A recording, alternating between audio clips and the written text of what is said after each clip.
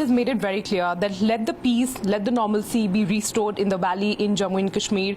The process of dialogue, the process of talking to stakeholders is secondary. How do you see this entire effort now being made by certain political leaders of political parties now saying that there should be a dialogue when we saw that a very young army officer yesterday was brutally martyred and killed by terrorists?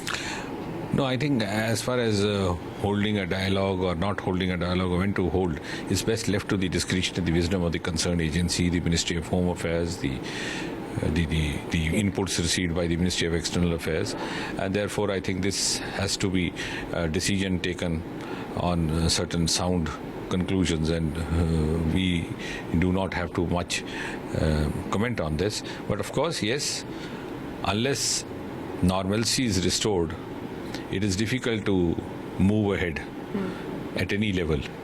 And I think the saving grace and the silver lining is that the common people of Kashmir, particularly the youth of Kashmir, are very eagerly keen to be a part of the development journey led by Prime Minister Modi. In fact, now in today's time and age where it is real-time reporting and globally connected, the youth there are very well aware of the enormous benefits which are available through these incredible schemes initiated by the Modi government in the last 2-3 years, and they do not wish to be left out. And therefore, just a handful of you who try to intimidate them. And the incident that you refer to of the killing of this young army officer is also one incident. And breaking news coming in, 3 people have been arrested from a hotel, a landmark of Kanpur, by the police, where 5 lakh rupees have also been seized, and includes one Ramesh Sahai from Thane, Mumbai. Mumbai, Gujarat Lions and Delhi Daredevil teams were staying in the same hotel landmark from where these bookies have been arrested. Now, BCCI's vigilance team had got a tip-off about the presence of these bookies in the hotel, and they were arrested from room number 1733 on the 17th floor. Karishma getting us the updates. Yes, Karishma. Well, yes, Amada, absolutely. 3 people have been arrested from. So this was in regard to the match between Delhi Daredevils and Gujarat Lions that took place in Kanpur. And what we are told is the police has seized 40,000 in cash and 2 mobile phones as well, separately from the so-called kingpin of this entire bookies, Ramesh. And police has also sealed the room that they were staying in. They seized the CCTV footage, and a diary from their room has also been, taken in by the police. And the probe has already begun on this. The most important thing to note in this is that one of the persons involved in this case was actually working at the Green Park Stadium. So that is a bit of a concern. But the BCCI ACU getting a tip-off at the right moment and, arresting the 3 people involved in this entire matter. And tell us more about this person, Ramesh Sahai, who's been held and who's been arrested. And was he really in touch with somebody who was staying at the hotel? Well, Amita, as far as that is concerned, we are waiting for further details on that. But what we are told is that Ramesh was the kingpin of, whatever they would have eventually done if the BCCI ACU had not got onto them and arrested them. But we are also being told that, and we're also being told that 2 mobile phones have been separately gathered from Ramesh, and some cash has also been seized from Ramesh. But whether he was in contact with the others or not is really, we'll have to wait and watch on that. All right, those are the visuals. First on Times Now. Those 3 people who have been arrested from Hotel Landmark in Kanpur by the police, 5 lakh rupees has been seized. Karishma, take us through what all has been recovered from these men who have been arrested. Well, Amita, what we are told right now is that 40,000 in cash, 5 lakh rupees, 2 mobile phones have been seized. In fact, the police has also seized a diary from the room that these bookies were staying in, and they have begun the probe in it. And what we're also told is that these bookies were arrested from the same hotel where both the team players. View of the party. I just was informed about these remarks. I have not had a chance to speak to him. The stand of the party is very clear. The killing of Lieutenant Umar Fayaz was cowardly. It was a barbaric act. And, our condemnation is unequivocal and unconditional. Circumstances that led to the death of an army officer, that is the job of the police and the army to find out, and no legislator speculate on sir, that. your political party throw this man out of the party, number one? Will you strip him of his MLA-ship and move a motion for his disqualification, and will the party apologize on his behalf if he is not willing to do so? As I told you very honestly, I just got to know about these remarks from your channel, and once it is ascertained what he has said, obviously the party will find out what he has said. And no, but will Omar Abdullah and the party leadership take onus and come out and apologize to the nation, sir, and to the family of Lieutenant Fayaz? Sorry, Baba, we don't know what he has said as of now. I'll play it out for you. What he has said. I'll play it out for you. I have told you, Rahul, that our condemnation, the party's condemnation, is unequivocal, and we stand in unconditional solidarity with the family of the martyred army left. Well, sir, we also, unfortunate statement. You've been, if you see from last 7-8 months, National Conference is busy not only playing in hands of separatists or Pakistan, but also trying to, defend, to justify the killings which have been done by militants in a lot of incidents. But unfortunately, this is a party which has remained in power. Farooq Abdullah Saab has been Chief Minister, he's Union Minister.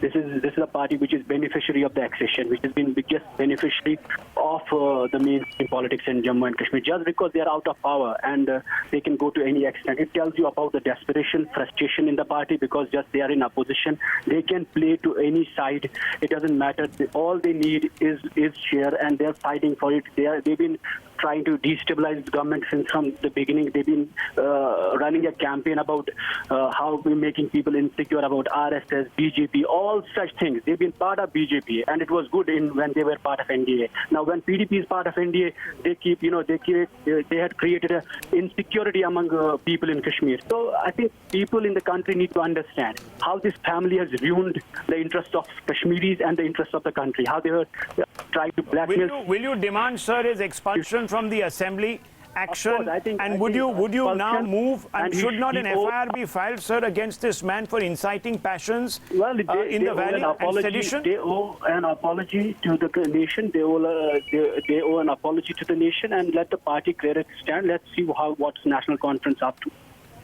Well, this man has gone ahead and said a lot of things, but most importantly, he's come out and given perhaps the Lashkar a clean sheet. He's given the terrorists a clean sheet, saying we don't know who killed Umar Fayaz. An army lieutenant from Akhnur goes back to his hometown in Shopian to attend a family function. He's abducted. His bullet-ridden body is left on the roads in Shopian. And this man, this National Conference leader, comes out and says, we don't know who killed him. They are trying to bat on both sides. They're trying to stoke the flames on both sides, and they're parroting the same lines as their patron-in-chief, Farooq Abdullah, who did all that he could to get back into semblance, to swear by the Constitution. But what he did was just abuse it. Omar Abdullah comes and puts out a one-line tweet where he says, I condemn the death of Umar Fayaz. But look what his people are saying on ground. What they are trying to do is try and fuel the current sentiment, ride on that sentiment so that they can come back into relevance. These are people who are routed by the voters, by the people of Kashmir, and now just to get back into relevance, they are ready to say and do anything. They will prostrate themselves before the overlords who are being controlled by forces in Pakistan. Now, these are the dalals, these are the puppets who have filled this entire valley with so much venom. They have spelt so much of vitriol, and not once have they come out and said that what is happening in the valley is wrong. That is what is most important. Not once has Omar Abdullah come out and condemned the kind of literature that's being pushed from various mosques. Not once has he come out and condemned these youngsters, these youth coming out and pelting stones. Not once he's come out and said that this is not the Kashmir that I was born in. This is not the Kashmir that stands for Sufiyat and Insaniyat and Kashmiriyat. This is not what we are supposed to teach our children. Ours was an open society, an evolved society, where everybody worked together, lived together, and it was secularism that was upheld in Kashmir. That is the Kashmir Omar Abdullah was born in. And look, the Kashmir that he has made it today. And he is responsible because he is perhaps, he and his father and the Abdullahs are perhaps the longest serving ministers and chief ministers of Kashmir. And if you're seeing this in 2017, it's not what 3 years of Mehbooba Mufti and the Mufti rule has done. This has all started under the Abdullahs, and they have to be responsible because they did not maintain the same voice what they maintained when they were in government. They changed their tack, they changed their tune, and they fueled this unrest, and that's what this has led to, Amita. And look at the sequence of events. In the last couple of weeks, we've seen several desperate attempts by the park agents to try and scare people, to try and intimidate them and punish the patriots, punish the people who want to side with India, who want to join the police, who are in the army. And we've highlighted every single one of those incidents. And every time the attempt by these terrorists and the so-called park agents was to send across a message to the people in the valley that don't you dare side with India. And that has been completely snubbed. These visuals are a testimony to that fact. Now, 3-day recruitment rally is being held in different districts in Kashmir. 3 districts precisely to be named: Bandipora, Anantnag and Baramulla. And in each place on day 1, Hina, we've got over 1,000 people, 1,200, 1,400, 1,600 people in various locations. I believe the visuals that we are running for you right now are the ones from Baramulla. But similar visuals to be seen everywhere, and we'll play out those reactions. And you will get to hear these citizens speak about the fact that they are here because they want to serve in the police and they want a job. And they have chosen, and that's the message, they have chosen not to take Pakistan's money, not to get on the streets in pelt stones, not to attack our forces, and not to become a Pak-paid terrorist. That is a message that has gone across, Hina, from these rallies. They have completely snubbed the Pak agents. Yesterday, thousands came out to pay a tribute to Lieutenant Umar Faiz. Today, this is another fitting tribute to him. Good afternoon. Thanks for joining us here on Times Now. It's the big cricket fix. It began as an investigation into fixing in cricket. But the Tamil Nadu police have now turned all that around. Times Now is revealing for the first time how their probe into former BCCI chief N. Srinivasan's son-in-law Gurunath Mayappan has been watered down by Tamil Nadu police. Court documents clearly reveal how the magistrates court questioned the cops for sheer lack of probing into passing of the inside information to bookies. The court also raising questions about how and why his links with known bookies have simply not been probed by them. That's the big story, and this order is only with Times Now. It is Times Now Mega Expose. Getting us more details on this big story are my colleagues Viren from Mumbai. We have Shabir and Vijay also joining us from Chennai. Let me go across to Shabir first. Shabir, this is a huge lapse from Tamil Nadu police side. Give us more details. Okay, we'll go across to Shabir in just a bit. But to put things in perspective, let's now go across to Viren, who joins us live from Mumbai. Viren, give us more details. Well, absolutely.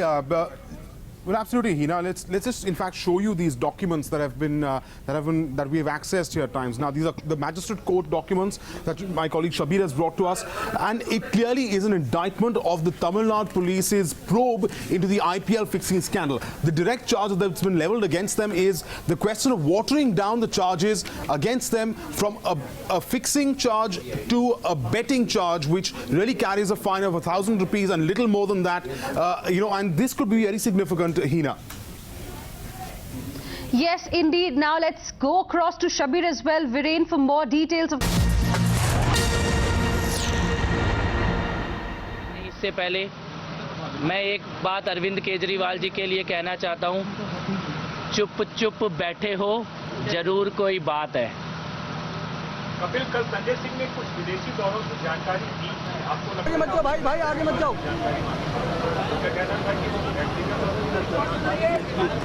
निकालो वही गाड़ी निकालो,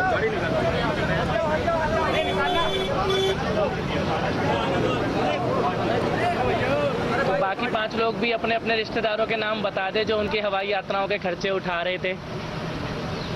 मैं ये चाहता हूँ ये 5 लोग पिछले 2 साल में कितनी कितनी तारीखों को देश से बाहर रहे, कौन कौन से देशों में गए और उसका खर्चा पैसा कहां से आया और उन्होंने वहां क्या किया।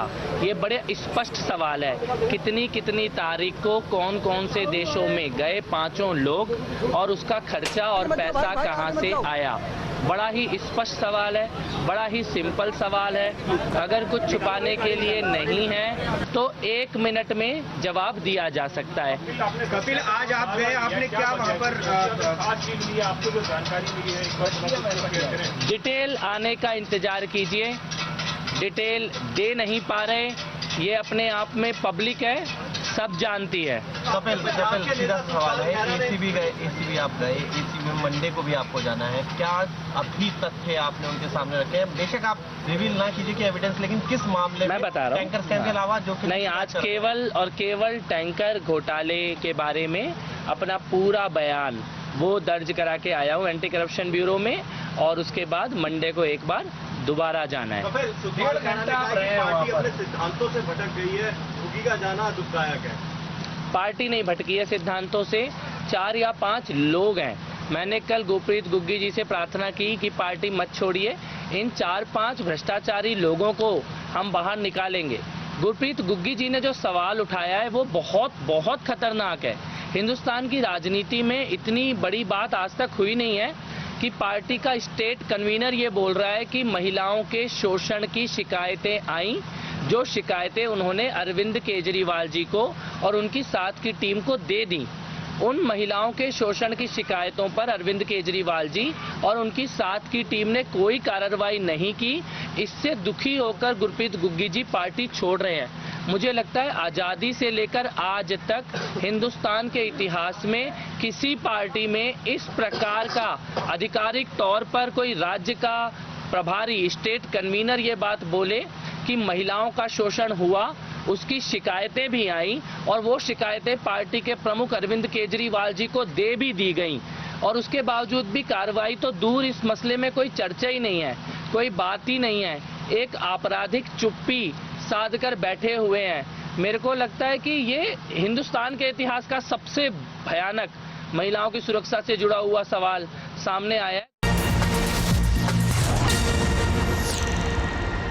More breaking news coming in. An IPS officer, IC Tyagi's father, was shot dead in Ghaziabad. The police are probing whether it is a case of murder or suicide. Let's get an update from Priyank. Yes, Priyank.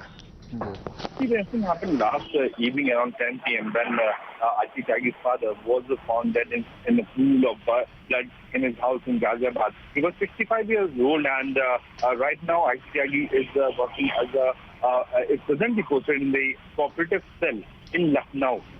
Ghaziabad police is right now investigating the case. They are saying that before they get the initial postmortem, before they won't be able to come to any kind of conclusion that whether he was shot by someone else or he tried to commit suicide. So investigation is still going on, but the way this matter has come up, a senior IPS officer's father was found dead inside Ghaziabad. It's very shocking to see how he came to have in possession with this particular weapon is also a matter of investigation for the Ghaziabad police.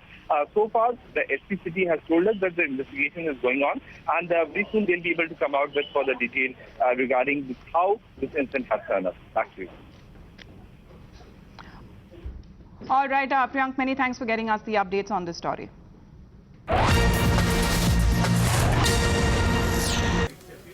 The way they are playing, yes, definitely. I feel there should not be any major injuries about any player, and if that is okay, I don't see any reason why can't we win that. I know opposition are very, very tough, and in England, the good part is last time we won there when we played, and it's a added advantage to that.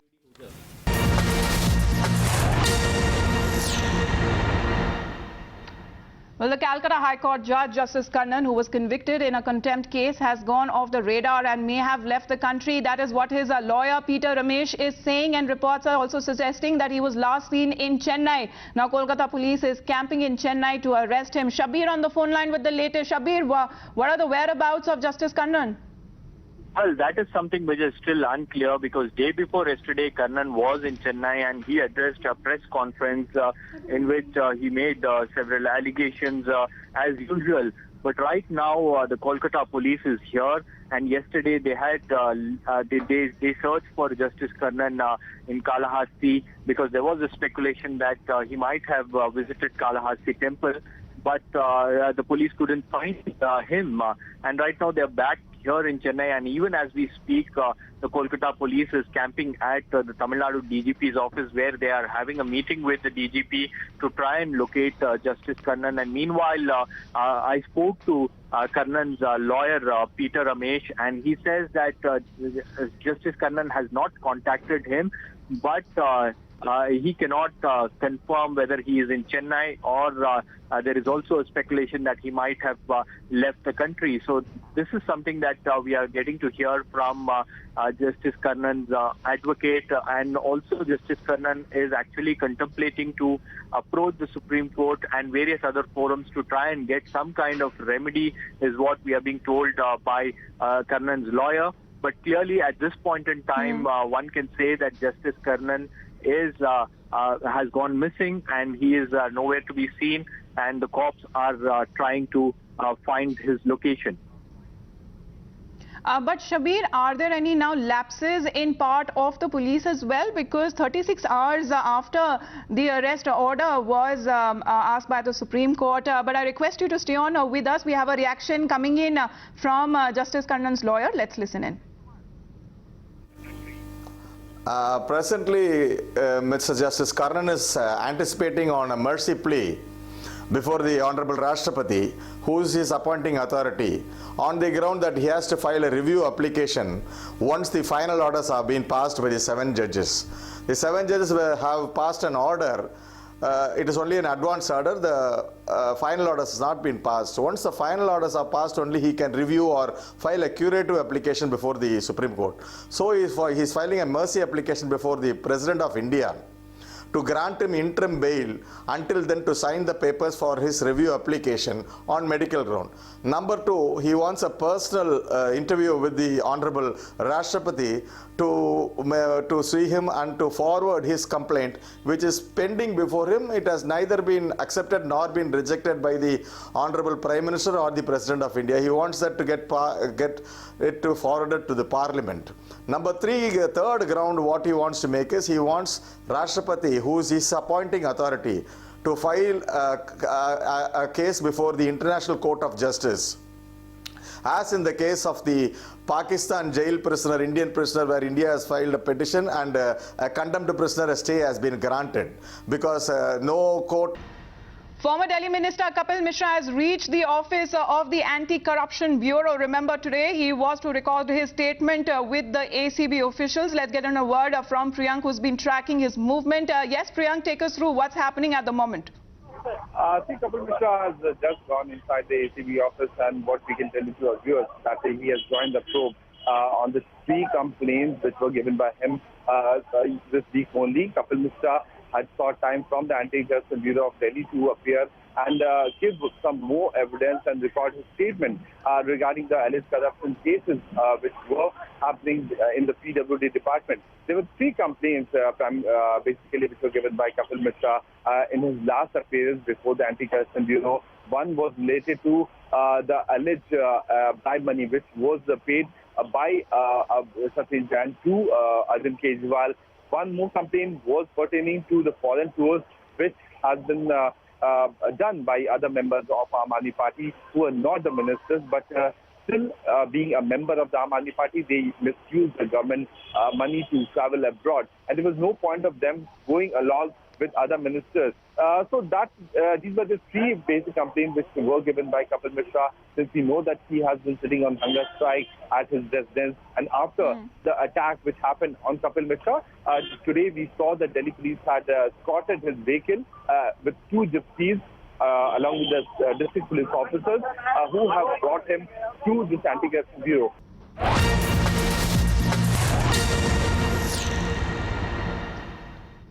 All right, shifting focus to some other breaking news, where the Enforcement Directorate has started its probe against TMC leaders in the Narada scam, issued summons to Matthew Samuels to join the probe. Let's get an update from Bhavtosh. Yes, Bhavtosh, take us through the updates.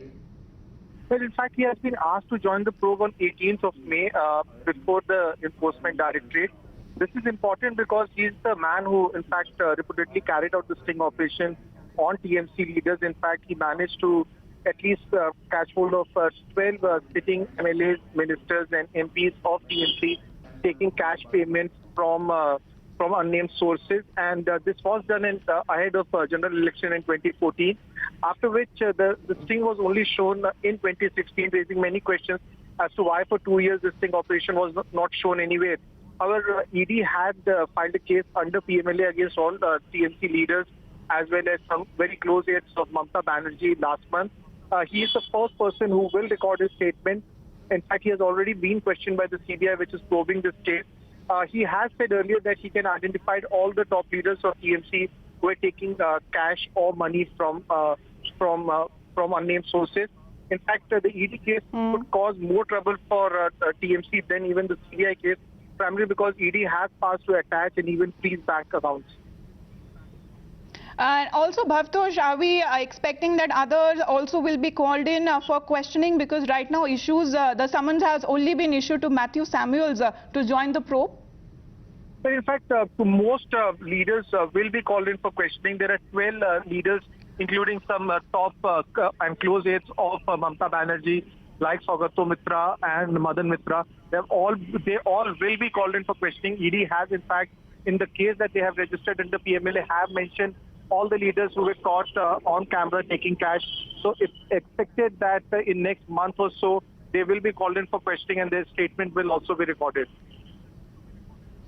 All right, so that's a development that is coming in where as far as the Enforcement Directorate has started its probe against DMC leaders in the Narada scam, and summons have been issued to Matthew Samuels to join the probe.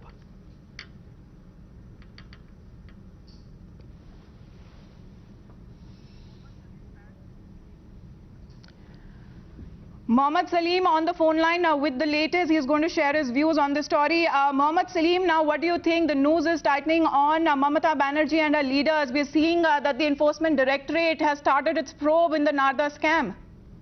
This is a welcome news, and I welcome this because people of Bengal also are getting restless because Supreme Court has directed CBI to unearth the conspiracy and book all those leaders who are seen and who talked about bribes and were seen receiving money. And I welcome that Samuel Matthews, who conducted this NaradaNews.com expose, he is asked by the ED to join the probe, and I hope his protection will be guaranteed by the central agencies, and central agencies should also go ahead because it's not only individual leaders, MLAs or ministers or MPs or mayor, it's a question of the entire political spectrum's prestige at stake.